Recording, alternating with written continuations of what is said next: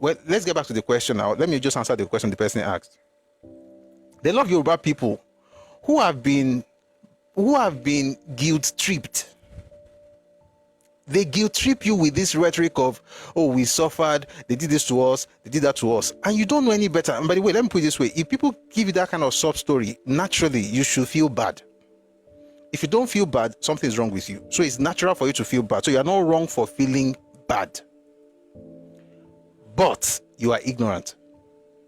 As soon as you understand what really happened, you will still have compassion, but you will have compassion with sense, with wisdom. For instance, a person cannot come to your house and, in the name of compassion, eject you from your father's house because the person has a problem with accommodation. So now tell you stuff until you now vacate your house and say, just come and stay there. Your own children, now put them on the street. That's compassion without wisdom. You hear numbers. Oh, can you call number of people died? Can you call number of people? Can you call Nigeria did this to us? You don't know why. And because you don't know why, they can easily guilt trip you. Why do people hate me on social media? It's not because what I'm saying is a lie. It's because you are taking away the power they have. The only power that was given by certain people's elders is the power of victimhood. And once you have victimhood, what do? You weaponize empathy. Once I come to you to tell you that, see what they did to me. And if you see any group in your life, and I'm talking generally, any person in your life who has never ever been wrong, run away from such people. In real life, or forget even politics, anybody in this life who always talks to you about what people have done to them, they would never take responsibility for anything. Run away from them. You know why? They will do it to you. And that's what happened to Victor Banjo. I watched a video yesterday. An elderly man, grey head, he spoke. You know they are me. Not based on information. Ojukwu said, and it became gospel to you. Ojukwu, grey head was around. That's why I said, Agba Okogbon. Agba Kogbon. You expect wisdom from grey hair, and that's the normal thing. But the person who is talking may not be necessary. And I'm not even mentioning anybody's name. Some people have grey hair, but it is well. Let's just put it that way. Agba Okogbon, aged, but the person opens their mouth to speak, and they're telling you, Ojukwu said, therefore this must be it because Ojukwu said it. Not based on, that's why just because a person is old and was there doesn't mean they know what happened. No reference to anything, nothing like I was there. If you were there, I would listen. You were not there, you were just listening to what Ojukwu said, and based on that, I should believe you. Say what's happened now. They will tell you these things, and we've been hearing that since we're growing up. Somebody said, you feel bad, as you should. You should feel bad. But guess what? You should also try and fact check what they're telling you. Is it true? And this is apart from the fact that some people are, because of marriage or whatever relationship, you marry somebody, now your brain, the chemicals in your brain have now changed. You can't think properly again because of your bed. Like, you can have brain and still have your bed, whatever. If you want to marry anywhere, marry. But I mean, think. I'll put it this way, majority of what you hear from the South is in terms of history is absolute lie. I'm saying it. Listen, if I bring out books from the East, the ones on the hard copies, not the soft copies, so the hard copies, you cannot see everything. Nobody say I don't read everything, but brothers and sisters, I don't try small. I don't try.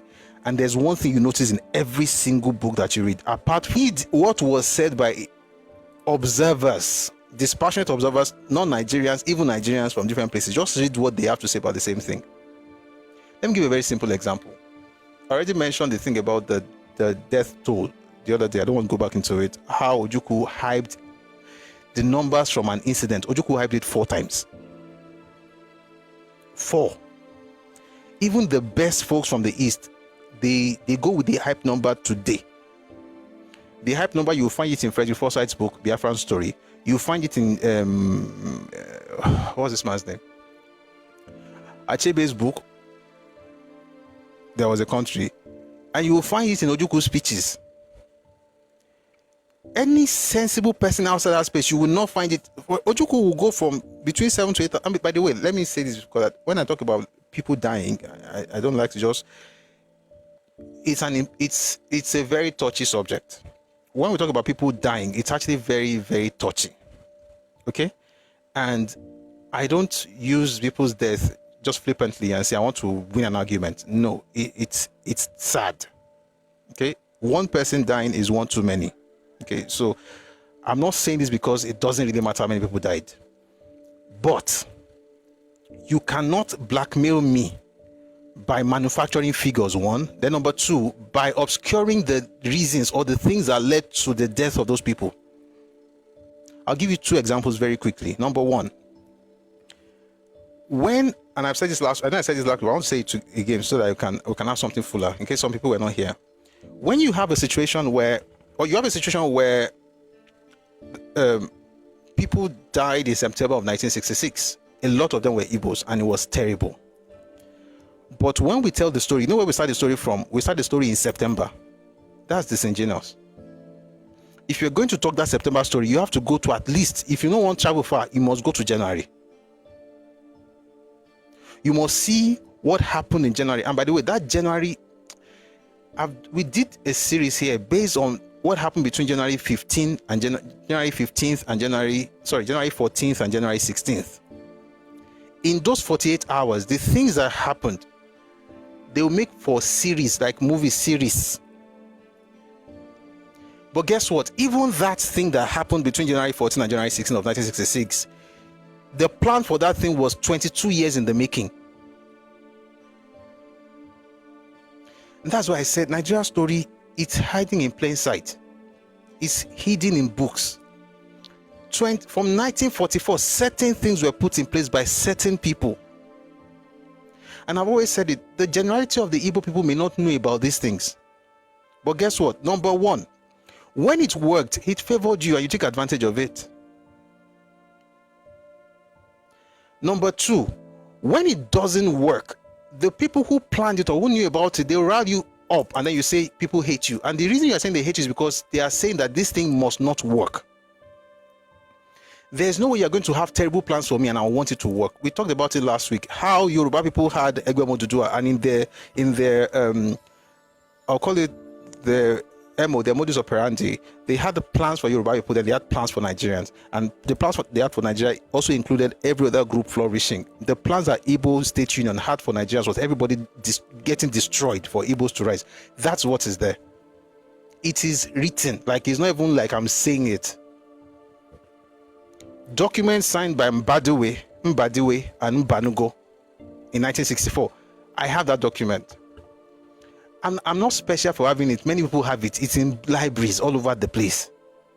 People just don't talk about it. I think we need to talk about these things, and I'm not talking about it today, but I'll just say Lerefe. I'll just say it in passing. When people discover the plans that certain people had for them, and then the plans that were being executed, what happened between 1960 and 1964 in Federal Civil Service? May it never happen again in Nigeria history. It was dominated by Igbos, not out of merit, not because of merit. It was the craziest idea of nepotism. Once you get that power, the clannish mindset kicks in. Every single opportunity is taken, to the point where a janitor was made the chairman of a recruitment board in the Nigerian Railway Corporation. A janitor, and the only thing that made that person, that qualified him to be a janitor, became the chair. This is not testimony time, God blessing time. It is nepotism time. They are talking about Nepo on Twitter now, Nepo babies. If you know Nepo is really 1960 to 1964. There's a document about it. It's in the Telegram channel. Redomi Global on Telegram. Please check it out. Look for that document, white paper. It's a white paper on it was published by NCNC, the Western Caucus. By the time you see what happened in 66, it was a continuation of what stopped in 64. When power changed hands. When there was a constitutional crisis. When Ojukwu said to plan his own coup. All those things happened in 64 because there was a constitutional crisis that led eventually to the house arrest of this president at the time. And the president at the time was Azikiwe. He was under house arrest because of the constitutional crisis between himself and Tafawa Balewa. That led to Ojukwu planning a coup that was eventually scuttled because Ejo reported to Foster. I mean, it's a long story. The point is, by 66, you have the January coup, and I've said it several times. Okay, and maybe when you people hear this thing, all these people weaponizing empathy, it will reduce. You will have compassion, valid compassion, like the valid one, not the one that is weaponized. All this, I know, I'm sorry for you, I'm sorry about it, they shouldn't have done it to you. You don't know what happened. Folks were unalived in all regions but the eastern region. And I've said several times, at least 2 coups happened on that same day. At least 2. Maybe we had more, but at least nothing less than 2 coups happened on the 15th of January 1966. One, the benefit, okay, let me put it this way. The revolutionary coup that people talk about, and they tell you, oh, go and read Adewale Ademoyiga, go and read it. That is own coup. Wale Ademoyiga, Nzogu, those ones, they were doing revolutionary coup. We're going to change Nigeria. We're going to turn it around.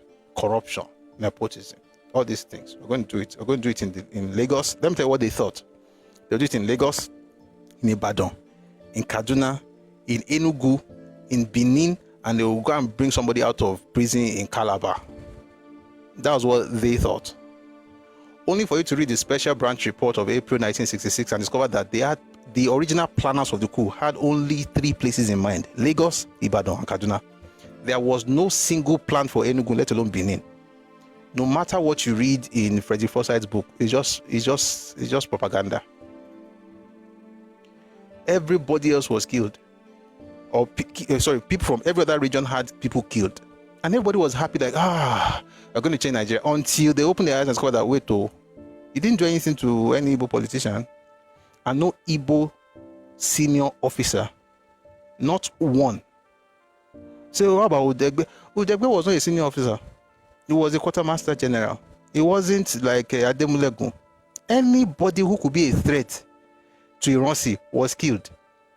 Ademulegun was killed with his 8th-month pregnant wife in Kaduna.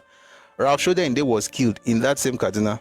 Then they killed Memalari, they killed Kur Mohammed, they killed Lagema, they killed Pam. These were officers that could be a threat. If they notice that, because for instance, if you read the time they go, if you read the Welby report, that he gave, Welby Everard was the GOC, the last British GOC in Nigerian army. The people they recommended would be Ademulegun. So he had Ademulegun on lockdown. Ironsi was not first choice. So even though that it became GOC because of politics, of course, is normal. It happened. One day I'm going to have a session on why Azikiwe was out of Nigeria.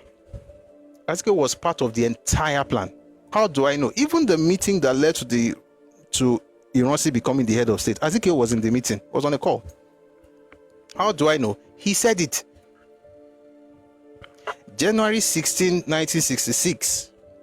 While everybody was doing stuff in Nigeria, Azikiwe was telling the world that we have a new sheriff in town, even though Nigerians did not even know until 11:50 p.m.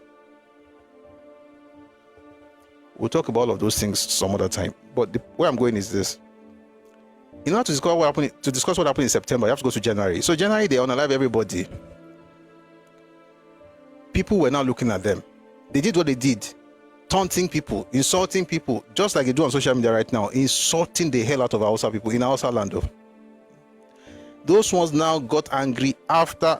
I've talked about this thing like a million times. If you don't know what people have done, just be watching or just try and study. But let me quickly, this question, the answer don't be long. January, they unalived, all the people they unalived. Everybody was calm. They didn't do anything. Igbo man became head of state. So what you see basically is that everybody who died was all the major people, apart from Unegbe, all the major people who died were not Igbo. But the people that benefited were Igbo. Right? Victor Banjo, who helped to organize things, was sent to prison. In fact, he was going to be killed on the 17th, on Monday, because Oga became head of state on Sunday. I've never seen that kind of thing before. Became Oga on Sunday. By Monday, they already were going to kill Victor Banjo, but somehow somebody was in the room. All these things, we've done sessions on it before. Somebody was in the room, they now sent him, eventually Shah got in prison. All the advisors to Onorosi, all 100% Igbo. The ones who were doing, we're going to change Nigeria, we were doing revolutionary coup. Those ones did what they. What kind of human being is this? How about Iran's ADC? We're talking about advisors, you're talking about ADC. ADC is just like your PA. Are you okay?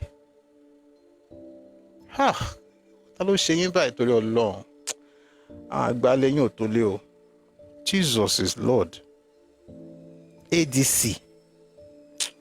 I'll come back to that later because what you just said right now is distracting me. What was it? Where was I? Yeah. Those ones want to do revolutionary. Those ones that wanted to do revolutionary kini. So you had Adewale Ademoyiga. By the way, let me quickly run down that thing again. When it comes to the people that planned the coup, originally it was an Igbo coup. It eventually turned out to be an Igbo coup as well. Nzogu was not the original planner of the coup. Nzogu was just the most popular of the planners, and the reason was because he was the one who spoke to the press, and he was the one who broadcast his message on Radio Kaduna. That's why everybody talks about Nzogu. And he was only one who actually gave us the reason for the coup.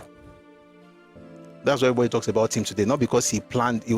He was part of the planners, but he was not the original planner. And I've said it several times. There are three original planners. There's Ifajina, Okafor, Oji. Those ones brought in Chukwuka. They brought in Anuforo brought in Zogo brought in Adewale Ademoyiga. Those last two, those were the ones who were revolutionary. Who killed Sardauna? Nzogu. They were revolutionary. They would do anything to change Nigeria, not knowing that the people they were doing those things for, they were doing it to push up Igbo people. Listen, it was an Igbo coup. Anybody who tells you that there was a revolutionary coup, tell them that the people who did that revolutionary coup, what happened to them? And there's every single thing they did, you don't see knew about it. Before it happened though, not after. That's why I tell people, Iransi did not stop any coup. Iransi was part of the planning and took advantage of it. And I can tell you the books to read.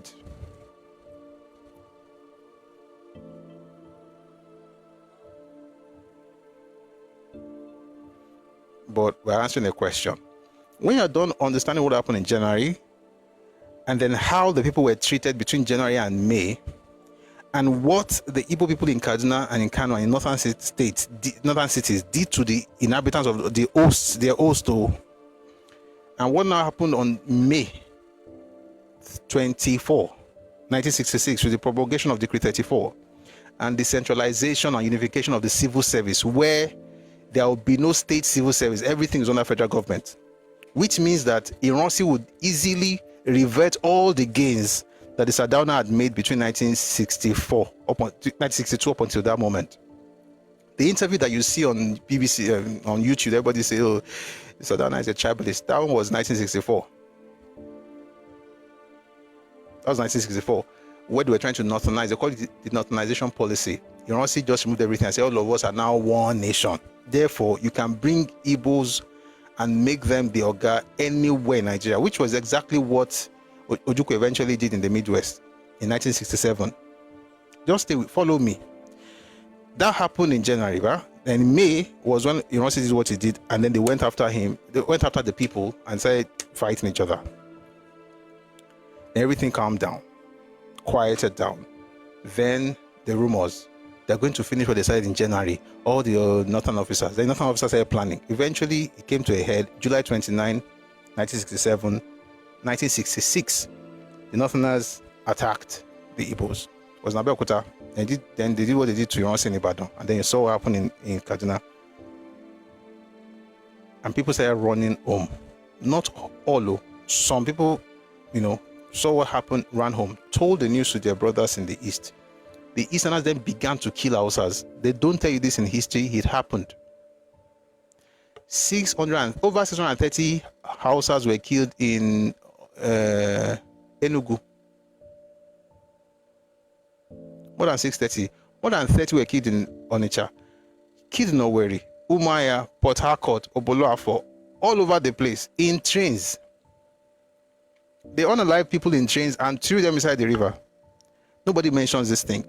That event, listen, that event, that terrible event, which happened because something happened, that event was what the news carried and they heard in Kaduna that made them begin to actually unalive Igbos. If you don't understand the way it happened, you just go straight to they killed you. They are bad people, they are terrible people. They are terrible people. They don't they did this to you. They don't tell you what happened to the Northerners in the East. History has forgotten that some of them lived there for more than 30 years before that moment and they were still unalived. That even boys were unalived. That men on the trains were unalived. That people were sold into slavery in 1966. That of the 2,000 people on the train moving from the east to the north in 1966, all the adult males were unalive, were killed and thrown in the Imo River. Nobody mentions these things.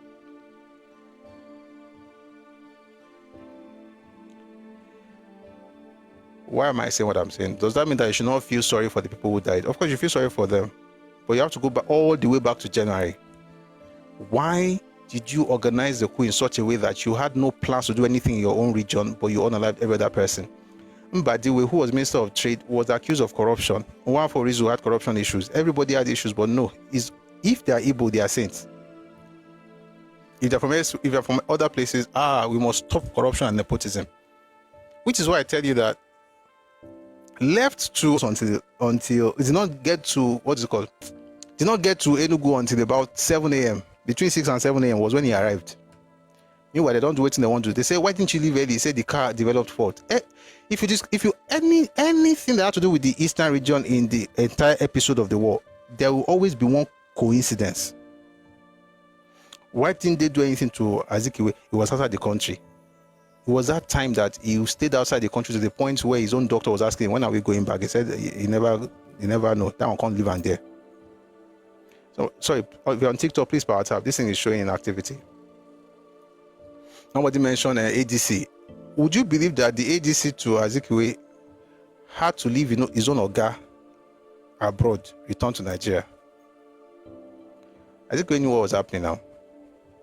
Oh, why didn't they do anything to Michael Okpara? Oh, there was Archbishop Macarius. He was available at that. He was around at the time.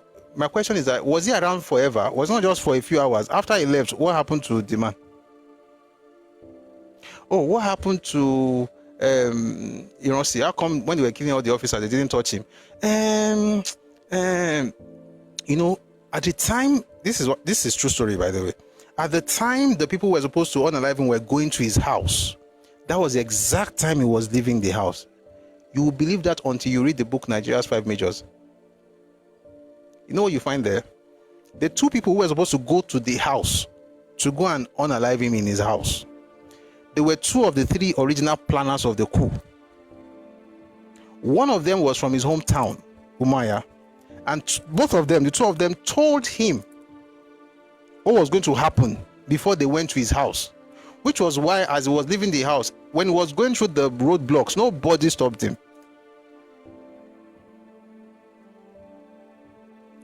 That's the most important thing I found in Ben Bule's book, which makes sense when you now read Why We Struck. When they asked Okafor, what happened to your own assignment? He said he doesn't know. They have taken out the men that were supposed to work for him. He didn't do anything. But with the Hausa man, unalive him, what's the big deal? Yoruba man, don't kill them, Jerry. But when it comes to Igbo, there's always an excuse. And you think people don't know these things. So the point is that if you don't know all these things, you just be like, hey, yeah, so what happened in September? They just did all these things to you. Now they did all these things to you. Yeah, sorry. What did they do? They have not told you. That's example 1. Example 2. Example 2 is in the one I gave last week, where you talk about the number of deaths. Oh, so many people died. In September, they just killed 30,000 people. That Nigerians are bad people. They did all these things to Igbo people. Now, you already don't know exactly how that happened. But the flip side is that when it was done, I said this last week, I was Okotebo. Yes, Okotebo was not alive. He was from the Midwest. Okotebo was an Ishekiri man from the Midwest who did not like Osadebe politics, by the way. Who eventually had to change his mind by not even voting to get out of the Western region. When they said they never mentioned they killed Northerners, well, they did. And it wasn't 1, it wasn't 10, it wasn't 20, not 100, not 500, not 600, not 1,000. And these things are recorded. If you read Nigerian Civil War by John Desenjo, you'll find it there. If you read Crisis and Conflict in Nigeria by A.H.M. Green, you will find it there. If you read Sunset in Biafra by Lechi Amadi, you will find it there. And if you have that single story, there is no way you are raising sensible human beings. All your children will be dumb because they will constantly look at themselves as victims. And once you have victims for kids, you are raising dumbos. They can be professors, but they will lack critical thinking because they cannot take responsibility for anything. Once something happens, it's like, oh, they did something to me. They did something to me. Did nothing else write books? Of course they do. They do. You can read, let me give you one Northern book. Go on, the autobiography of a soldier statesman by J. Isawa Elaigu. That one's a Northern book. And then you can read, since you asked for Northern books, read Beckon to Serve by Shehu Shagari. That's a Northern book. And you'll find some of these things there. You have to piece it together from different books. So Northern is also right. And I've given you 2 now. Let's deal with 2 first. Oyinbo writes, Northerners right, Igbos Gogon, they're right. Just that for the Igbos, they don't do anything wrong. There's no Igbo book, none that I have read that you're going to find the information. None. What do they do instead? They're going to take a piece of propaganda and overflog it to the point that even Chimamanda repeated it in her interview last week. 30,000 people died. How? You see, when you ask the question about how do you know the number, you'll be seen as a terrible person. Oh, you don't even have compassion. You don't even have compassion. And I get it. If a person dies, it's terrible. But you can't be using numbers to play games. Say everybody's writing was right except Igbo. All Igbo's books are wrong and intellectual. All right, I think I should mute you now. You're not being smart to what you're saying. You know what they call omissions? You know what they call omissions? When you intentionally omit certain details just to be able to drive an agenda. That's what Igbos do in their books. And I'm not saying there's no truth in what they're saying. I literally, if your ears were working, I literally just quoted Bengbule. Bengbule is not a Yoruba man, he's an Igbo man. Nigeria's 5 majors, that's his book. But I said even then, you still see the thing where it will eventually go to, but it's not because you are Igbo. If you know the funny thing, I can tell you this, and I'm not even bragging. Ekensi, I've read more Igbo books on the world than you have ever or you will ever read, because you don't look like someone that wants to read any book. I just bought one last flight. That book is this big. I've never started reading that book because I've read more Igbo books on the world than you. And I'm saying it without even knowing what you have read, because I've heard you speak. And I know you have not read those books. The truth of the matter is this: when you read the books, it's not like everything there is wrong. Of course, there are true, there are facts there. But what do you see? You see the one who is all of them are trying to drive an agenda, and the agenda is that don't call it an Igbo coup. That's what all of them are trying to do. All, not all. All. I know the funny thing, you guys who get angry about these things, you have not even read the books they wrote. That's the funny thing. You have not read the books. You just don't like the fact that I'm saying what I'm saying. If Frederick Forsyth, Chino Achebe, Alexander Madebo, even Ilogbolam somehow omit everything you see in Nigeria,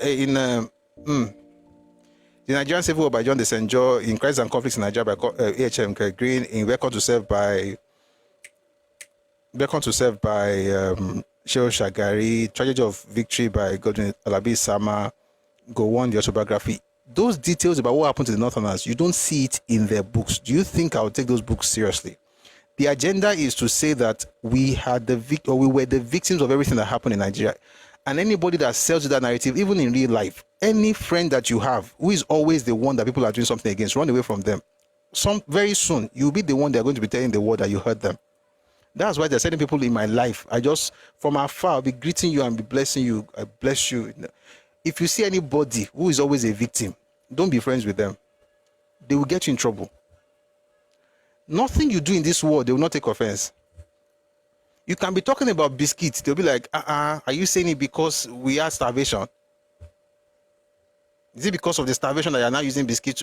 Oh my one consielese. Lori pe inu didun olore to ni gan se. Oh my so din kan mi mo lowo. Why are you talking like that? Is it because of the invasion of Onitsha? You are talking about crossing river. Maybe you are trying to, let's say for instance, you are trying to get on a boat in going from maybe VI to Ikorodu. Let's say, that's how those soldiers crossed River Niger and came into Onitsha and killed people. Nothing. They will find a way to connect it to their pain, because that's the currency they spend, pain. And I'm going to finish what I was saying before Kenzie wrote what he wrote in the comment section. Let me say what I was saying. I will finish it. When we talk about people that died, but the people who died, their own people also killed people from the north. That's number one. Number two, the numbers that they give you is a lie. And the reason they gave you that number is because it will arouse something in you, that compassion.